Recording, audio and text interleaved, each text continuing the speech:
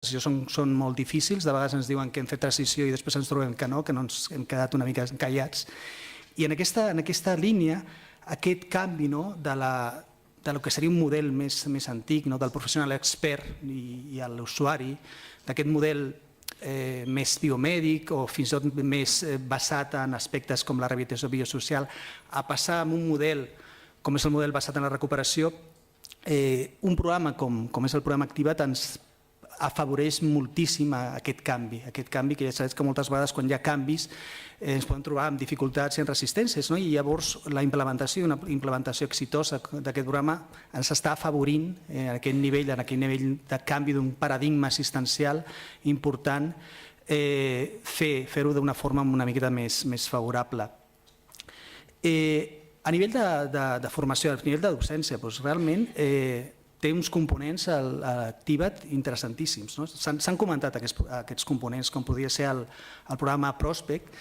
Jo no he tingut l'experiència en primera persona de poder participar, però realment molts dels membres de la societat que han pogut participar han transmès la idea que és un espai fantàstic de comunicació on ens podem trobar els professionals, els usuaris, els familiars, i és un aspecte interessantíssim d'intercanvi de diferents perspectives que té raó el meu company, que pot ser de vegades dur, però que és molt important a l'hora de fomentar aquests canvis de visions i de perspectives.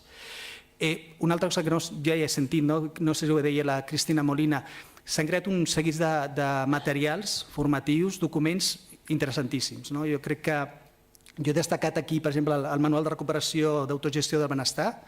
Jo crec que s'ha de felicitar perquè s'ha fet una revisió crítica molt profunda que moltes vegades intenta tocar els fonaments de moltes de les coses que habitualment fem els professionals de salut mental, però jo crec que aquesta visió és essencial i aquesta crítica de les coses que estem fent és necessària. I jo aquest tipus de material el recomano, s'ha de llegir, s'ha de valorar i s'ha de reflexionar sobre ell perquè ens aporta una visió important i necessària. En l'àmbit de recerca, m'ha agradat que probablement la Iria després parlarà de forma més específica, vaig acabar, un minut, me'n queda, d'ell és també importantíssim. Jo crec que l'aspecte de la implementació d'aquest programa, tant partint des del disseny, la implementació pròpiament dita i l'avaluació, ha estat una avaluació molt exigent. Jo crec que és una referència important, que crec que hem de traslladar a partir d'ara a la recerca i poder comptar des del començament, des del disseny, des de la visió dels afectats i de les famílies, perquè és essencial i és una cosa òbvia i que ens demanen. I ja acabo. A nivell, diguem-ne, de quina manera nosaltres hem pogut contribuir a que això es mantingui, us diré primer el que hem fet ràpidament. Des de ja fa, jo diria que 3-4 anys, mínimament, incorporem en la formació dels residents, des que estan fent el primer any de residència, incorporem la formació des de la perspectiva de l'afectat, en aquest model de la recuperació. I és una experiència molt enriquidora. És enriquidora, moltes vegades pot ser frapant i difícil per un resident de primer any, però jo crec que és necessària. Volem també incorporar en un futur, volíem fer-ho aquest any però no hem pogut fer-ho per qüestions d'agenda, una explicació més específica del que és el model de recuperació. Ara aquest curs és un curs que s'està canviant i està transformant i el volem acreditar a nivell universitari. Jo crec que és una oportunitat important. Hem participat, com comentava el meu company de la Camfit, amb l'abordatge de l'estigma des dels professionals de salut mental. Els professionals de salut mental tenim estigma i hem d'identificar-ho i hem de treballar-ho perquè és important i hem treballat obertament en aquest aspecte i l'experiència de les persones que han participat és molt bona i creiem que és una iniciativa que s'ha de mantenir. I hem fet també una experiència molt interessant, deixeu-me explicar 4 coses d'ella, que són les xerrades sanitàries. Això és una demanda que es va fer des del Departament de Salut, una miqueta per apropar la salut mental als treballadors del departament. Aquí no hi havia metges únicament, hi havia metges, hi havia administratius, hi havia advocats, i es va fer una visió des de dues perspectives, de la perspectiva del professional expert, en determinades situacions de patologia mental, i des de la perspectiva de l'afectat en primera persona. Aquesta visió va ser realment molt satisfactòria. Realment l'impacte del curs ha estat per nosaltres molt positiu i jo crec que donarà una visió molt més clara i molt més àmplia per una miqueta arribar a aquests coneixements a persones que estaven allunyades del camp de la salut mental. I què fem? I què volem fer? Volem fer moltes coses. Volem fer activitats formatives específiques. Tenim programades i ja des de fa 3-4 anys i de forma habitual, i això és important, de forma habitual, incorporem en les nostres activitats afectats en primera persona o federació o familiars per veure o ampliar la visió dels problemes des d'altres perspectives. És una cosa que ja se fa habitualment. Tenim previst aquest any, dins del grup de treball dels joves psiquiatres, fer una formació específica, una activitat específica amb aquesta perspectiva. Volem fer noves activitats formatives. Una cosa molt important, jo crec que és un component molt important del model de recuperació, que és la planificació anticipada de les decisions, fer un treball, perquè aquest component és molt central, molt important i requereix una formació. Jo crec que els professionals de salut mental encara no estem preparats i és necessari treballar i establir una formació que jo crec que ha de ser col·laborativa.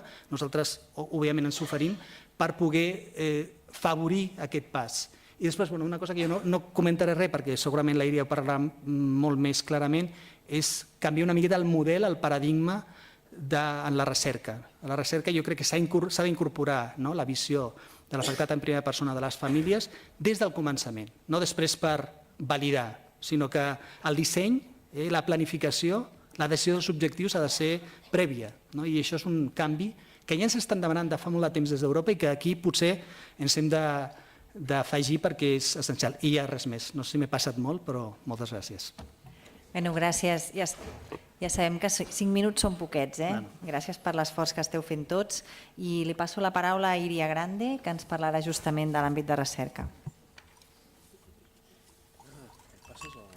Bueno, bon dia. Mentre arriba el cursor, moltíssimes gràcies. El primer que m'agradaria és donar les gràcies per haver convidat en aquesta taula la gent que fa recerca, que com molts cops es veu com la banda fosca de la salut mental, i el que vull intentar transmetre durant aquests 5 minuts o inclús menys és que l'objectiu que tenim és un objectiu comú i que crec que hem d'anar-hi junts. Com es comentava en la taula prèvia, els objectius veureu que són completament comuns i el que volem és anar tots junts i aconseguir, que sabem que la tasca no és gens fàcil.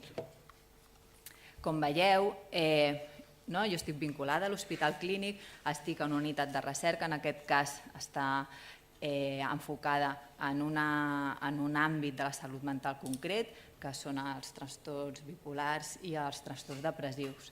I la majoria de la gent que fa recerca, que pot ser tant en centres universitaris, centres hospitalaris, però també tingueu en compte que es fa molta recerca en l'àmbit comunitari.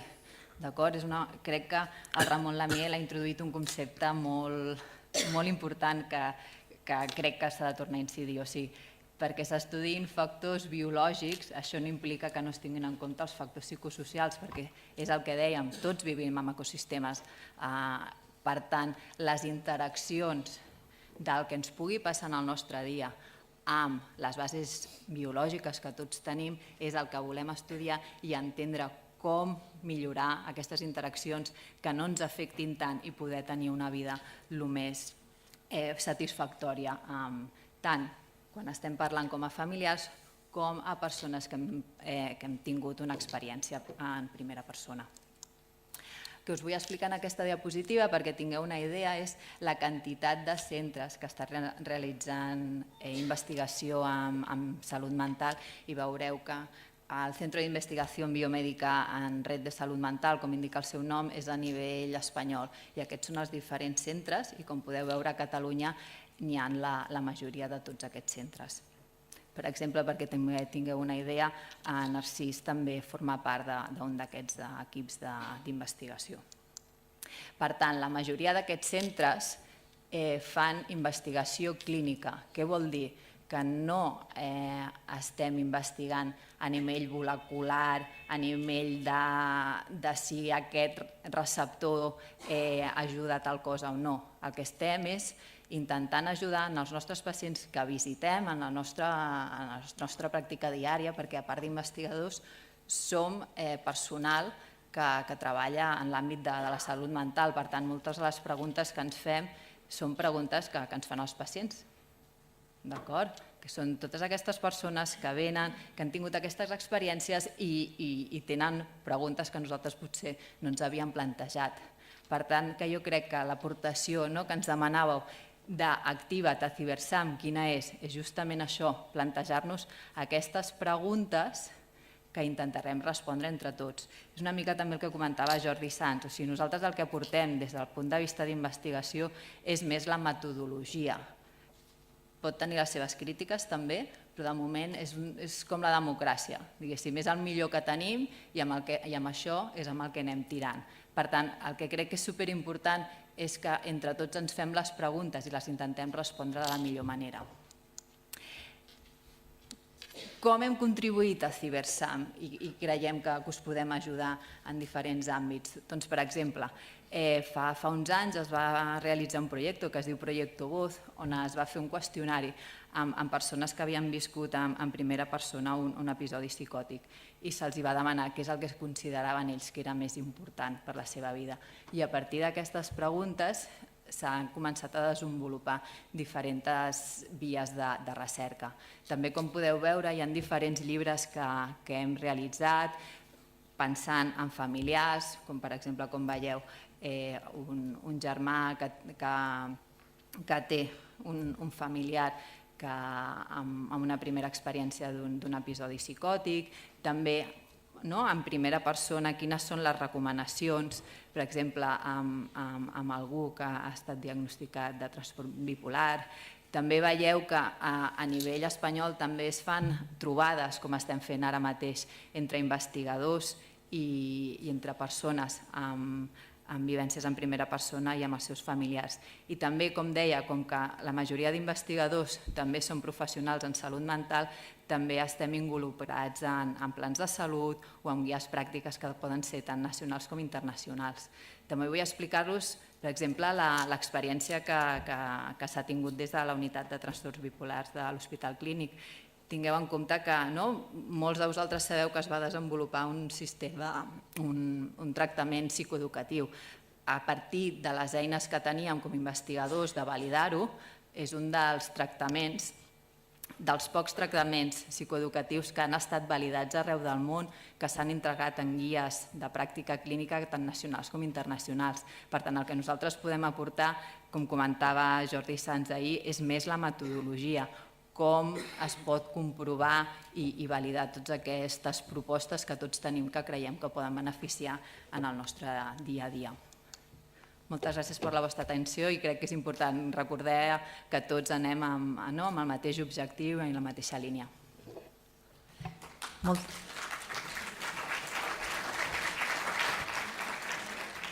Moltes gràcies, Íria, i per finalitzar li dono la paraula a Jordina Capella. Bon dia i moltes gràcies, Marta, i moltes gràcies a l'organització del Congrés per convidar l'Agència de Salut Pública de Catalunya en aquesta taula. Primer de tot, disculpar la doctora Carmen Cabezas, subdirectora general de Promoció de la Salut, que no hi ha pogut assistir.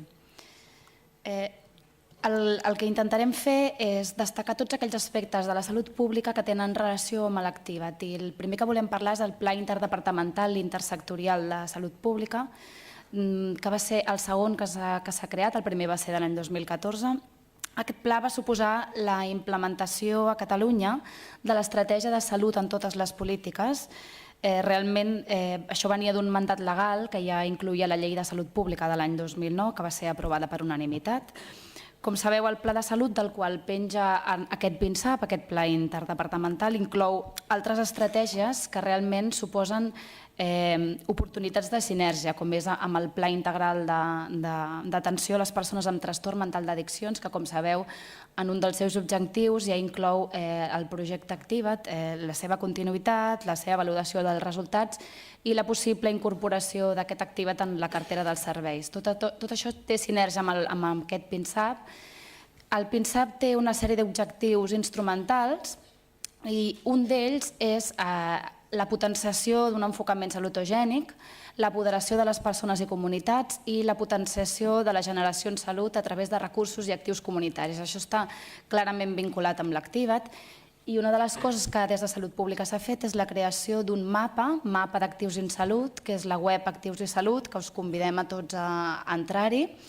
Aquest mapa inclou una sèrie d'activitats i recursos que generen salut i benestar a les persones i a les comunitats i que realment és una de les eines que, per exemple, utilitzem en el programa Prescripció Social, que us explicarem seguidament. Aquest programa Prescripció Social ja estava inclòs en el primer PINSAP en una sèrie d'àrees prioritàries, com veieu a la diapositiva, i a més aquest any el PINSAP ha inclòs 9 àrees prioritàries, entre les quals hi ha la salut mental i el benestar, que realment és un dels eixos que a nivell de govern requereix un abordatge intersectorial. Per tant, és una de les àrees que s'han prioritzat. El programa Prescripció Social i Salut és un mecanisme pel qual els professionals de la salut identifiquen juntament amb un pacient recursos i activitats de la seva comunitat que li poden generar salut i benestar per algun tipus de problema, de malaltia. Llavors, el que es fa des de l'atenció primària, com podeu veure a l'esquema, és que es detecten pacients candidats a una prescripció social, se'ls deriva aquests recursos comunitaris i se'ls fa un seguiment i una avaluació. La prescripció social és realment una eina novedosa que va néixer bàsicament a Anglaterra. És socialment eficient perquè utilitza recursos ja existents, té un impacte en el capital social i en els determinants socials i és molt útil per abordar les desigualtats socials. Una altra de les coses que ens havien demanat era què podia aportar l'Activa't a la salut pública. Una miqueta ja ho hem vist quan hem explicat ara una mica el PINSAP. L'Activa't realment es podria incorporar en aquesta web Actius i Salut com un actiu comunitari, probablement també especialment als espais Situa't. L'abordatge que fa l'Activa't de la salut mental des d'una perspectiva comunitària també és clau en enfocament salut pública. A més, el que fa és proporcionar un canvi de model que incorpora l'apoderament en primera persona. Com hem vist també, l'apoderament era un dels eixos destacats d'aquest pla interdepartamental intersectorial de salut pública. I els grups d'ajuda mútua també podrien generar realment un actiu en salut per totes aquestes persones que ho necessiten i també per la comunitat. També podria ajudar a donar a conèixer la prescripció social, no només en l'àmbit d'atenció primària, potser es podria plantejar la prescripció a nivell de salut mental. I, per altra banda, com la salut pública podria ajudar a enfortir l'Activa't? La salut pública ja té una llarga experiència en aquest treball intersectorial amb els diferents actors.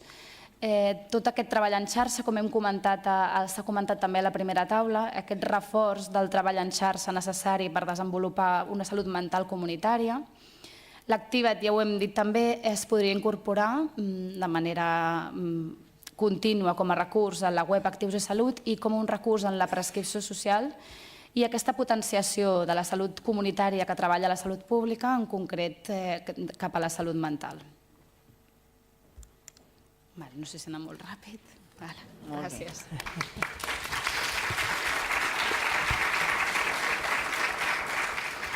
Bé, moltes gràcies a tots per l'esforç. Ens queda una estoneta per poder fer preguntes, no només en relació al que ens acaben d'explicar els companys, sinó també tenim aquí els ponents de la taula anterior.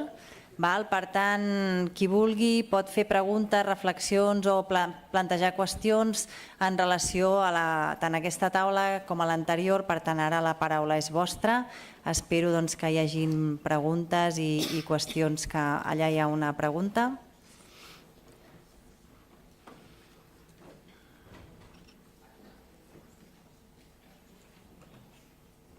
Bon dia. Tu també? Està obert? Sí. És que clar. Bon dia. Jo volia, no sé si és una, no crec que sigui una pregunta, però és una reflexió Vaig tenir la sort de participar en algun grup de treball del projecte Activa't. M'ha agradat això que ha explicat la Cristina, no? De que el projecte Activa't, almenys com es veu per molta gent que heu participat aquí, és com un factor important dintre del que podria ser un model d'atenció a la salut mental comunitari de país, diferent del que tenim ara.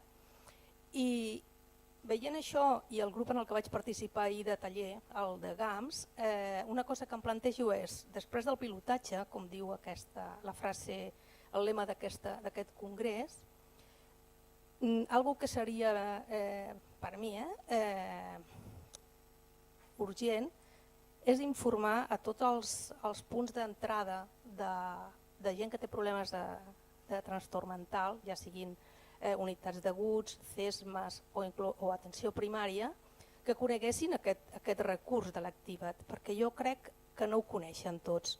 Sobretot el punt d'informació de l'espai Situa't per la gent familiars com jo que portem un llarg recorregut per als recursos de salut mental, sempre ha faltat aquest punt d'informació global, aquest punt d'entrada on pots tenir accés a tots els recursos que hi ha en xarxa per atendre les diferents necessitats de la persona que es troba en una situació de crisi.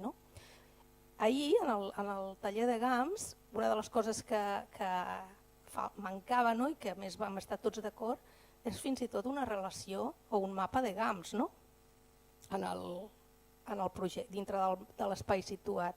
Ja ho vam posar com una millora a fer, però a partir d'aquí vam començar una miqueta un debat de quins GAMS estan homologats per Activa't, que em sembla que són 66, quins no, perquè ja venien d'abans. Jo demanaria als participants d'Activa't i a les diferents institucions que participeu que ens deixem de lluita de si este libro és mío o ja ho feia fa 3 anys, i com ara està molt de moda, immatriculem els GAMS que no siguin homologats per Activa't i posem-los amb el mapa també, perquè la feina que fan és real. Molt bé, jo crec que aquest aspecte a les conclusions d'avui segurament apareixerà i podrem comentar. En tot cas, em quedo una mica amb la idea de quina manera podem arribar més a tots aquests àmbits que ells ens comentaven, com podem aterrar més això a nivell més local i que arribi més als professionals, als serveis i que tothom pugui conèixer millor aquesta iniciativa. No sé si algú vol comentar alguna cosa en relació a això. Si no, crec que hi havia alguna altra paraula. Per allà hi ha una i aquí n'hi ha una altra. I aquí, perdó. Doncs el doctor Rojo i després el Santi i la Maite, no? Sí, jo era una consideració, una pregunta, des del punt de vista que el Cibersant agrupa els investigadors més brillants del país, però viuen i els pressupostos són públics. Ja penso que les preguntes de detall sí que tenen que ser propietat de l'investigador, però els objectius generals deuen ser públics i tenen que estar orientats a les necessitats que tenim tots. Llavors, com ho podem fer aquest canvi? Perquè fins ara, si no et trobes que per lligar el I més D més I, tant a nivell institucional com a nivell global, per una banda va la investigació i per una altra va la vida. Moltes gràcies, Emilio, per la pregunta, perquè crec que és on s'estan fent canvis i s'està incidint. És el que volia intentar transmetre amb aquella imatge de quan estava plovent i s'oferia aixopluc. L'objectiu era oferir aixopluc, perquè l'objectiu és comú i la pluja són aquestes idees que us demanem. Les idees són les que han de sorgir de tots nosaltres. Per posar-vos un exemple, dins del comitè de gerència del Cibersam hi ha un portaveu de familiars i de persones amb primera experiència i com es va decidir quin era el representant? Doncs és el president de la Confederació. Aquesta és la idea, lligant una mica amb la que ja ha transmès el Narcís, que tots els projectes europeus, tots els projectes nacionals s'estan intentant respondre preguntes de la pràctica clínica, perquè és el que volem tots, contestar i resoldre els problemes que vivim amb el dia a dia. Potser sí que és veritat que abans això no es tenia en compte, jo crec que amb aquest tema podem estar d'acord, però s'estan fent canvis, com es comentava a atenció primària, no? I en l'especialitat més de salut mental. I un exemple seria la integració del president de la Confederació Cibersam. També jo puc parlar com a futura secretària de la Societat Espanyola de Psiquiatria, que diguéssim, el Narcís i jo tenim com dues funcions que crec que també, ja que hi som, podem aprofitar-la. Llavors, des de la Societat Espanyola de Psiquiatria també s'està intentant integrar, no ser talibans, sinó tots tenint diferents punts de vista sobre la salut mental, i lo interessant i el que ens enriqueix a tots és poder integrar aquests conceptes, i la societat espanyola també està en aquesta línia. Allà hi havia dues paraules.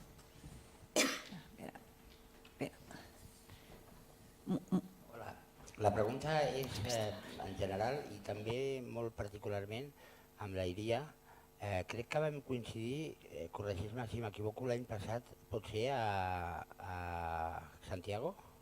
Vale. Jo recordo que vaig entrar molt interessat perquè parlava de detecció del trastorn bipolar en la població infantojuvenil. I vaig entrar amb una noia jove de Navarra que estava indignada sentint la vostra xerrada. Nosaltres érem públic convidat, érem usuaris i allà eren psicòlegs, i recordo que la paraula persona amb trastorn o la paraula persona va sortir en la primera frase, la segona era pacient, la tercera era bipolar, adolescent bipolar, i crec que la hiperespecialització ens fa perdre, és allò que diuen el bosque no te deja ver el árbol, no el árbol no te deja ver, o al revés, no ho sé. Penso que algú ha dit, este libro no es mío, o este libro es mío, o este libro... A veure, el llibre l'hem escrit entre tots, no? Resulta que jo vaig tenir la gran sort de poder participar en una psicoeducació que era d'investigació. I el meu amic Francesc Colom em va ensenyar molt, però em va dir que la teràpia cognitiva conductual basada en consciència plena no era teràpia, que el budisme, la meditació, que era una alternativa i per tant no era teràpia. No, el que em volia dir és que no estava provada científicament que ell conegués, però sí que estava provat a Massachusetts. Llavors, em va sorprendre que l'any 2014 el Clínic estigués tan lluny de la realitat d'investigació a nivell global. I jo vaig sortir decebut i content que el Clínic, fent un pla d'investigació, no detectés que jo estava a punt de brotar. Ningú em va dir en el Clínic vigila Santi. Resulta que en aquell moment el que els interessava era la informació que poguessin treure de mi com a conillet d'Índies, i jo em vaig oferir i estic molt orgullós d'haver col·laborat. Ara li diem Mindfulness i està reconegut. Jo li continuaré dient consciència plena, perquè el Mindfulness és una moda i la consciència plena són paraules que poden arribar. És la primera paraula que em va dir la Vanina Germano del Benito Meni, quan jo li vaig dir, després del pàdel, puc prendre una cerveseta? I em va dir, Santi, tu amb consciència pots fer moltes coses, inclús rectificar decisions que hagis pres equivocades. Llavors, la hiperespecialització, a vegades, davant de la por als canvis, enredarim canvis que són absolutament imprescindibles. El 1993, el senyor Cornejo va crear l'Associació de Bipolars. Santi, perdona, Acabo. podeu fer preguntes concretes? És que hi ha més paraules demanades. El GAM del Cornejo es basava en els GAMs anglesos i ell va demanar la baixa de la seva pròpia associació perquè se la va expropiar al Clínic. Jo defensaria el Clínic amb tot, menys amb una cosa, amb que es contingui gent que ha entrat voluntàriament i que a més se la cedi quan li diuen que s'ha de traslladar i ell diu, ja estic contingut, estic tranquil, no vull que em cedeu. Si el Clínic és investigació, que deixi de ser hospital d'usuaris, perquè un error porta al descrèdit dels altres. I per molt investigadors que sigueu, no esteu treballant amb bipolars, sinó amb persones que pateixen un trastorn bipolar que és curable, perquè si no la psiquiatria que canviï de paraula i no digui curació de l'ànima. La pregunta és, per què tanta resistència? Moltes gràcies, Santi, per la teva aportació, que crec que és molt rellevant i és el que és un dels pensaments també més amplis que hi ha en la societat. Encara que sembli mentida, a salut mental hi ha bastantes gíries treballant, d'acord? I em sembla que, pel que has comentat, Santi, era psiquiatria infantil, hi ha una altra doctora que es diu Íria i no era jo, però igualment parlaré amb el nom d'ella perquè ella també treballa a l'Hospital Clínic. I també amb bipolar, casualitats de la vida. El que puc dir és que jo no hi era. Exacte, aleshores jo no hi era, aleshores no puc... No tinc base per opinar el que es va comentar allà, però si algú es va sentir ferit i afectat, doncs em sap greu i estic completament d'acord amb el teu punt de vista. Santi, sisplau, saps què passa? És que hi ha 2 o 3 preguntes més, se'ns acaba el temps. Jo us demanaria que puguem fer les preguntes, jo n'he vist 2, i si voleu feu les 2 preguntes i després les contestem, d'acord? I després, ja per acabar... Ai, perdona, Íria, que t'he tallat. Sí, gràcies, Marta. L'altre, justament, Santi, amb els grups que vas contribuir de psicoeducació, això va fer possible que arreu del món es pogués veure que aquest tipus de psicoeducació era efectiva. I aleshores, gràcies a això i a molts altres equips que han contribuït amb això, és una de les teràpies que tots hem vist, si s'han contribuït amb els grups de psicoeducació que porta Activa't, que són útils. Òbviament altres teràpies ho són, però és el que dèiem una mica amb Jordi Sans ahir. Hi ha un mètode que pot tenir les seves crítiques, com dèiem, com el que comentava de la democràcia, però de moment és el que tenim més decent i és a partir d'això que intentem provar totes les teràpies per veure si són efectives o no. I crec que és important també el concepte aquest de conillet d'Índies, justament una mica el que comentava Emili Rojo, el que volem és, l'objectiu és el mateix, és comú, per tant volem que tothom se senti acollit i arribar al mateix objectiu, que és tenir una vida digna i tenir la millor qualitat de vida possible. Per tant, gràcies per la teva aportació. Intentaré ser molt, molt breu. Sí, allà, Maite. 2 preguntes per la taula anterior. Sí, felicitar, evidentment, a tota la feinada del Congrés i aquest esforç a recollir totes les veus, mai més ben dit. I la pregunta va pel Roger Cuscó, veig que estàs aquí molt a propet. És aquest futur, se sent bé, perdoneu, perquè està rovellada, sí, vale. Aquest futur de poder veure realment l'Activa't dins de la cartera de serveis, ho veurem, futur curt, mig, llarg termini, i quin desplegament territorial està previst, veient que sí que realment són 12 punts, hi ha hagut molt esforç, però territoris tan grans com el de Lleida, des de l'Alt Pirineu i Aran fins a les comarques, quin desplegament territorial està previst, no sé si territorial, comarcal o... Bé, aviam...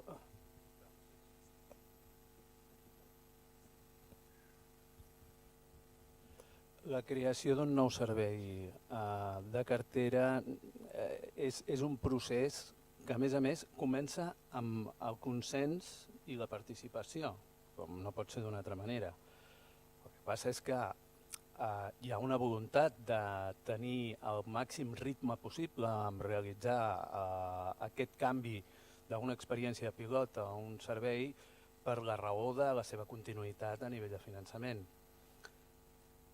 En quant a que hi hagi un assentament al territori, com tot en serveis socials, com a mínim a l'espai en el que jo treballo, el fet que hi hagi un servei que forma part de cartera, que es pot enregistrar per part de les entitats que ho sol·liciten i que hi ha la possibilitat de sol·licitar finançament a l'administració, és el procés de garantia que com una toca d'oli vagi passant a estar en tots els territoris.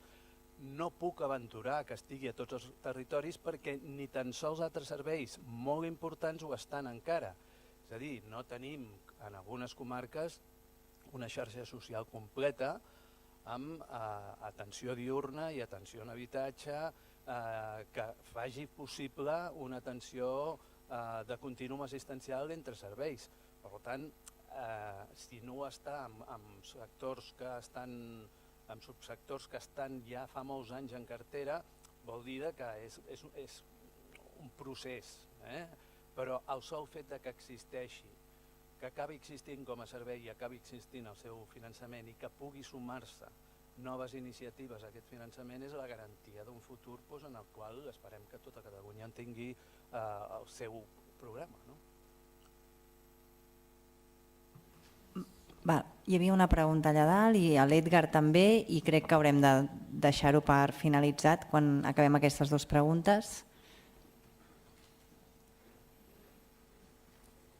Us demano que sigueu breus en la mesura que pugueu, si us plau. Marta, seré extraordinàriament breu. És una pregunta per al Josep Gomà. A vosaltres, com a metges de família, davant de la multiplicitat de protagonistes de la salut mental, què us interessa avui dia? Què és el que us ocupa? No dic preocupa perquè la llista seria interminable. Què us ocupa? Bueno, des de professionals de l'atenció primària ens ocupa possiblement, no sé el percentatge, però ens ocupa, jo diria que el 80% de la salut mental. Per què? Perquè no només, o sigui, atenció primària el que sí que tenim molt clar és que té que diagnosticar el trastorn mental greu i això sí que no se'ns pot escapar. Però el trastorn mental i la salut mental va més enllà només del trastorn mental. Llavors ens ocupa molt això, perquè precisament amb els pacients crònics, que cada vegada en tenim més, possiblement el 40% de tots els pacients crònics porten associat un trastorn mental. Poden ser amb una depressió, amb una ansietat, és igual, dieu-hi com vulgueu. I això ens ocupa molt de temps que no tenim. Ens preocupa, la pregunta no m'has dit això, si em preocupa, què ens preocupa, però ja es veu que ens preocupa, però que sí que ens ocupa molt. Home, la salut mental dintre de l'atenció primària, si tu quan entres a la consulta mires tota la gent que hi ha i allà tens els domicilis crònics i la gent crònica, tu veus que Déu-n'hi-do la gent que ve amb un problema mental. A part d'això, hi ha un gran malestar social en aquests moments, que jo no sé si tindria que anar a la primària o on tindria que anar, però aquest malestar social també ens ocupa. Per què? Perquè ve gent amb tota la legitimitat del món, perquè no es troba bé, perquè té alguna cosa que li passa, i això es té que atendre. Per tant, això, afegit a tot l'altre, home, doncs Déu-n'hi-do la càrrega que hi ha, per tant ens ocupa. Per la salut mental, o sigui, nosaltres també reivindiquem que som professionals de la salut mental. Només faltaria que l'atenció primària no fos un professional de la salut mental, perquè ho som, perquè és el primer que passa per allà. Una altra cosa és això que he dit abans, que si ve un trastorn bipolar, que si ve un trastorn psicòtic, si li vam ficar les etiquetes, ho puguem derivar als psiquiatres el més aviat possible, però la majoria, gairebé tothom passa per allà. I per tant ens ocupa molt la salut mental i el temps, perquè a més l'abordatge és totalment diferent. Clar, a mi si em ve un diabètic ja puc dir 126 diabètic, 125 diabètic, ja està, però l'altre no ho puc dir-ho així. Necessito temps, ja no per diagnosticar, perquè nosaltres des del grup el tema diagnòstic és un tema que ens preocupa relativament. Es té que fer, però ja ho farem. El que ens preocupa és la persona, l'acompanyament de la persona. I l'acompanyament de la persona ens ocupa molt de temps, que és el que he dit abans, que en 10 minuts això no es pot fer. No sé si t'he contestat, perquè jo m'enrotllo molt, però... Va, doncs donem pas a l'última pregunta. Gràcies, Marta. Gràcies a tots i a totes per assistir avui, gràcies per les preguntes. Intentaré ser una mica breu. Clar, d'entrada haig de començar pensant explicant-vos de la sensació que tinc ara al cos. Tinc aquí a la panxa com un moviment, també em pressiona una mica ara just ara aquí al coll, i això té a veure no tant amb el relat institucional que pugui fer en tant que membre de l'equip directiu de l'Activa't o president d'Obertament o de la Federació Veu, sinó té a veure amb el meu DNI, amb mi DNI que pone Edgar. Aleshores, clar, sent Edgar, des dels 15 anys fins als 33 que tinc ara, amb aquesta majoria d'edat en el món de la psiquiatria, doncs ja m'he fet adult i dins d'aquesta adultesa celebro l'arribada dels determinants socials de la salut. Per què? Doncs perquè ja fa uns anys que ja no formo part de la xarxa pública d'atenció. Ara formo part, quan vaig amb el meu pare i la meva mare en unes sessions amb 3 o 4 professionals per parlar del malestar. I aquí surt la violència, aquí surt els secrets, aquí surten els silencis, aquí surten els malentesos produïts de no fer-nos responsables del que significa el sentit comú, que és una cosa que no té sentit fins que no es posa en comú. Dit això, celebro també que el Narcís, la Íria, que formaran part ara d'aquest grup de persones compromeses professionalment amb la psiquiatria, que tenen el petit repte d'acompanyar aquests canvis que estem fent i que necessitem. Aleshores, ara ja sí enfoco les preguntes. Clar, des d'aquesta lògica dels determinants socials de la salut i des d'una lògica d'administració pública, l'enfocament dels drets humans té a veure amb la garantia, per exemple, del dret a la informació. Un dret a la informació que si ara em connecto amb el mal de panxa i amb el meu DNI que posa Edgar, sento que m'han mentit contínuament. És més, els mateixos que m'han mentit després en els seus propis llibres em deixaven clar que m'havien mentit abans. Aleshores això és un liu, és un altre liu el que quan vaig aprenent sigles com Cochrane, que se suposa que són com uns organismes que revisen les revisions de per què uns fàrmacs sí, per què uns altres no, aquí també hi ha liu i el que se suposava que estava èticament garantit, ara fa poc veiem que tampoc. Clar, això com a ciutadà em deixa amb una sensació de desprotecció total absoluta, de desconfiança, i si a més ho barrejo amb el meu patiment mental, doncs és molt decebedor. I aquí arriba l'Activa't, que d'alguna manera connecta la ciutadania i comença amb una lògica de garantia de drets com el dret a la informació. Ara ja sí, seré extraordinàriament breu.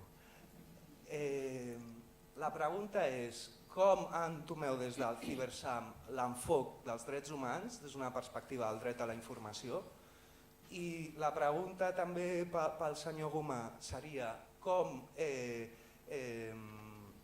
podríem articular un relat on les persones que tenim una llufa psiquiàtrica greu no continuem rebent aquesta bona notícia de que ens cuidaran especialment. Perquè potser des d'una lògica dels determinants socials de la salut el que necessitem és que ens descuidin una mica. Ho dic per la prevenció quaternària, per la iatrogènia, per les morts en les unitats d'hospitalització, que no tenen a veure únicament amb els suïcidis, que també. Per tant, la pregunta seria aquesta, i sí, pel Narcís Cardoner, és com podem relatar un discurs creïble de salut mental comunitària articulada des dels espais, les organitzacions que antigament han negat això, que ens han deshistoritzat, ens han despersonalitzat i ens han cosificat perquè la nostra identitat de ciutadà es veia canibalitzada per la identitat de malalt.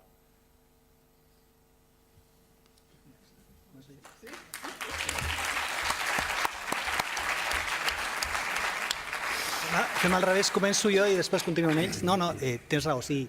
El que jo estem reflexionant des de fa temps que estem fent un canvi importantíssim amb un paradigma. És que us fixeu que partim des de canviar fins i tot aspectes semàntics, de com diem les coses. O sigui, una de les coses que nosaltres comencem a formar, i ens ajudeu vosaltres a formar amb la gent que s'està formant com a psiquiatre, com a psicòleg, com a infermer de salut mental, és com comencem com ens hem de referir les coses, perquè les paraules poden fer molt de mal, no? I les etiquetes poden fer molt de mal. Tot aquest procés és un procés llarg, és una transició complexa, no? I òbviament ens trobarem resistències que hem de tots saber enfocar. La formació, o sigui, poder comunicar i poder informar és essencial. O sigui, jo destacava els documents que heu fet en el context d'Activa't. Són revisions que ataquen els fonaments de moltes coses, però s'han de llegir. Jo sempre he defensat que, malgrat que no s'agradi el que llegim, el que sentim, ho hem de conèixer i hem de poder reflexionar i hem de compartir. Per tant, tot aquest canvi en el paradigma, jo crec que sota el paraigües d'activitats com Activa't o sobre les relacions que podem establir, jo crec que s'han de canviar moltes coses. Una de les coses que estem reflexionant des de la Societat Catalana de Psiquiatria és de quina forma establir d'una forma molt més, diguem-ne, orquestrada una relació amb les associacions. Com, de forma d'un consell assessor, d'una forma de reunions regulars, puguem compartir, perquè hem de diguem-ne, aconseguir superar moltes barreres que n'hi ha. Tenim moltes barreres, o sigui, tots tenim resistències. Teniu vosaltres, tenim nosaltres, tots tenim resistències que hem de provocar un canvi. I aquest canvi requereix, això, sobretot, enteniment, reflexió, compartir aspectes, compartir prismes completament diferents de moltes coses. Jo puc estar defendent una intervenció que tu em dius això no serveix. Jo puc estar defendent o intentant desenvolupar un projecte de recerca que pot ser que no tingui cap sentit per vosaltres. Incorporar noves visions, nous espais de reflexió és essencial i jo crec que això és el que hem de fer. Com fer-ho? És un procés i els processos són llarguíssims. De vegades sembla que no acabin mai, però ens hem de posar. I aquí jo crec que espais com aquests, que podem parlar i poder dir coses de forma molt directa, són absolutament necessaris. Jo crec que hem d'obrir moltes coses i hem de canviar moltes coses. I aquí estem. Ara hem d'assumir que tindrem èxit. Per tant, tots junts millor. Amb la línia que deia una mica l'Aèria, aquesta fletxa va en la mateixa direcció. Ara hem de buscar punts de connexió que segur que tenim, però aquesta és la meva percepció. Bé, jo puc contestar des de l'atenció primària, una mica el que tu em deies d'articular el relat que no ens considerin especialment. Jo penso que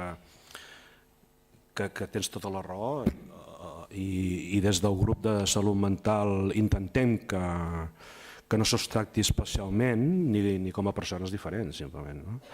Però des del grup de salut mental també, en totes les formacions que últimament hem fet, incidim, clar, això jo no sé si arriba als tots els professionals que ho fem, però sí que nosaltres incidim molt en la informació.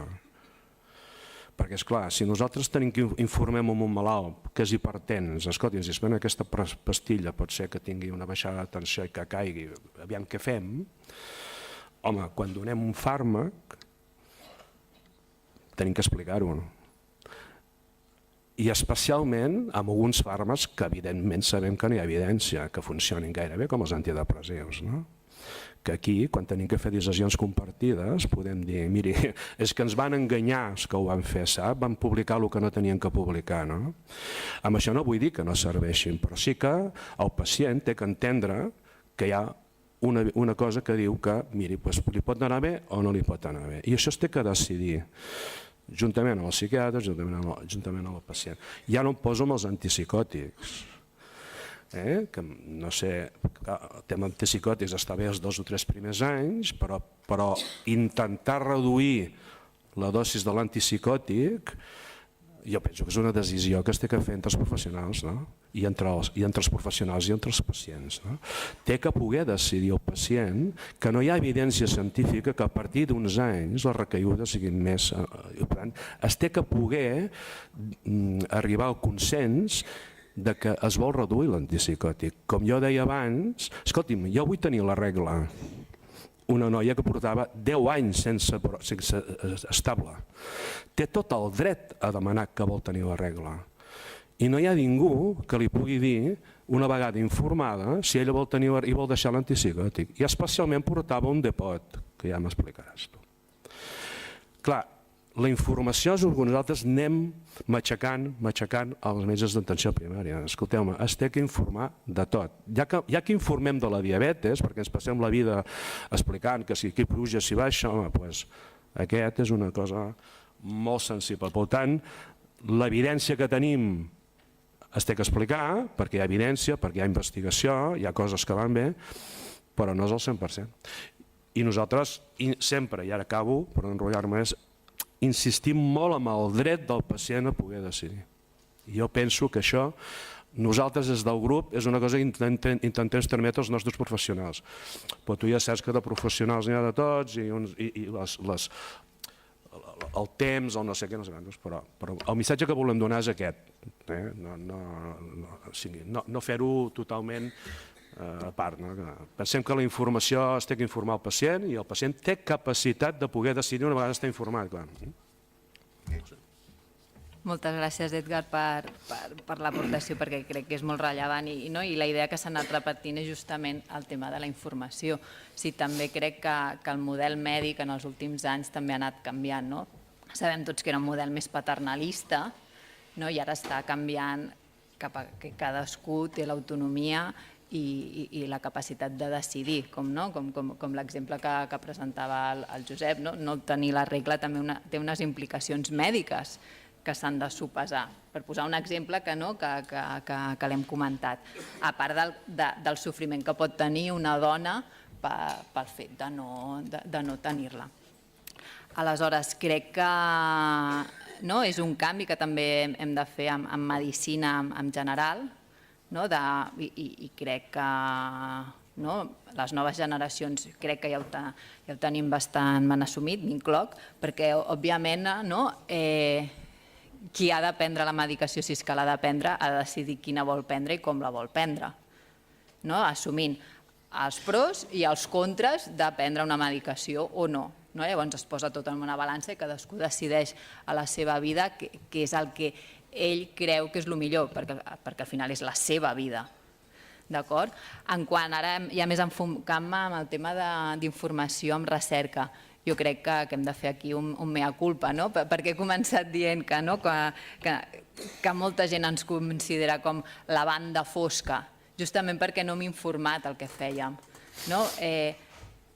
Ningú es pensa que els objectius que tenim són els mateixos que tota la comunitat i jo crec que ve degut per això, perquè no hem informat adequadament.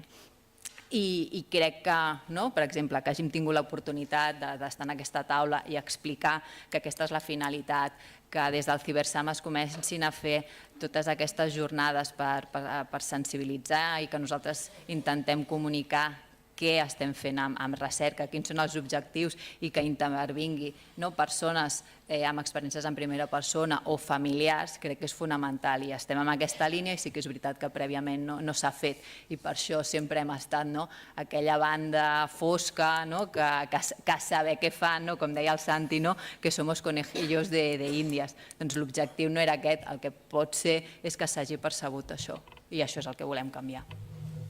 Bé, doncs ara sí que donem per finalitzat amb bastant de retard aquesta taula, tot i que crec que ha estat molt interessant. Ara hi ha una pausa a cafè i em toca la mala notícia de dir-vos que a les 12 comença per tant teniu 20 minutets, és aquí mateix per descansar una estona.